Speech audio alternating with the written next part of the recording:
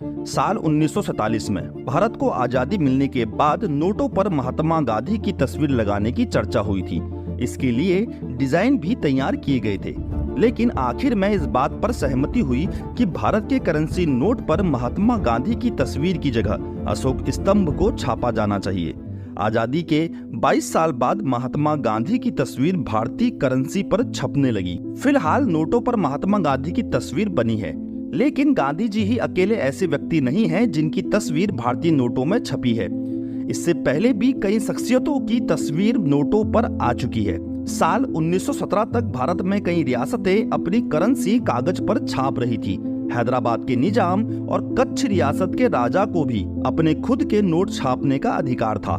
साल 1935 में reserve bank of India की स्थापना हुई। इस समय भी reserve bank of India Bharat में हर मूल्यों के नोट छापता था, जिस पर ब्रिटेन के राजा किंग जॉर्ज की तस्वीर होती थी। फिर आजादी के बाद साल 1949 में जब पहली बार भारत में नोटों का छपना शुरू हुआ, तो किंग जॉर्ज की फोटो हटाकर उसकी जगह अशोक स्तंभ को नोटों में शामिल किया गया। भारत की आजादी के समय और उसके बाद भी 1961 तक गोवा पुर्तगालों के अधीन था। तब गोवा में पुर्तगाल इंडिया के नाम से नोट छपते थे, जिन्हें एस्कूडो कहा जाता था।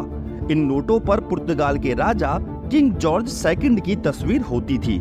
गोवा की तरह पौंडीचेरी भी साल 1954 तक फ्रांस के अधीन था।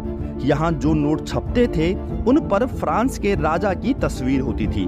साल 1964 के बाद यहाँ पूरी तरह से भारतीय नोटों का प्रचलन शुरू हुआ। फ्रांसीसी सरकार द्वारा पौंडीचेरी में जारी नोटों को रुपई कहा जाता था।